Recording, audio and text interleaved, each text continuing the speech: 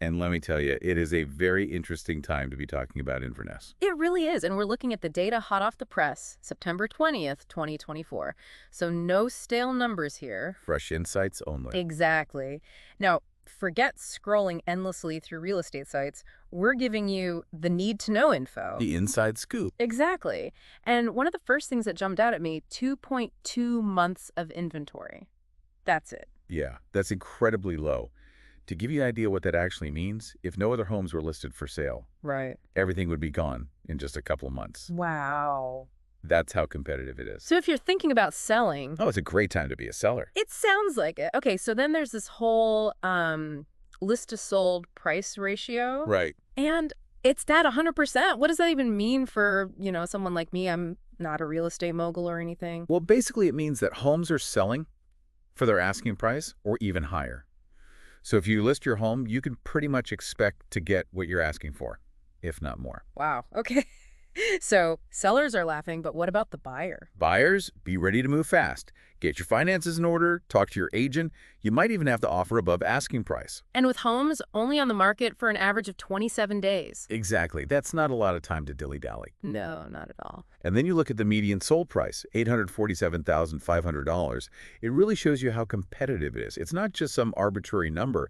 It's a reflection of how much upward pressure there is on prices in Inverness. Yeah, things are definitely heating up. No, I know we were reading that Michael Linton, a local marketing expert, called this a seller's market. He did. Said that sellers could expect top dollar. Yep.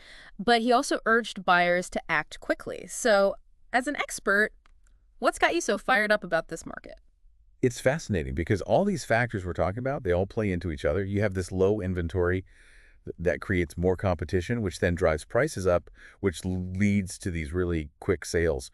And when you look at that 43.88% drop in inventory over the past year, well, that's not just a little blip, No. That suggests this trend has some staying power, It's here to stay. at least for now. For now, exactly. So it sounds like a potential gold rush for sellers, but maybe a little bit intimidating for those wanting to buy into this market. What are some things that people, whether they're buying or selling, should be aware of right now in Inverness? You're right. It's not all sunshine and roses. Oh. Yeah, a hot market can be great for sellers, but it's not without its challenges. Buyers, you might feel pressure to make a decision quickly. You might overpay. You might stretch your budget more than you'd like. It's exciting, but go in with your eyes wide open. Be prepared. Exactly. Mm. And sellers, I know it's tempting to think everyone's going to get top dollar, Great. but you still have to price your property strategically. Overpricing can lead to your home sitting on the market longer, and in a fast market like this, that can actually work against you. It's a balancing act. Okay, so we've talked about what's happening now. What about the crystal ball? What should our listeners be keeping an eye on in the Inverness market? The million-dollar question. Watch those interest rates. If those start to climb significantly, that could cool things down.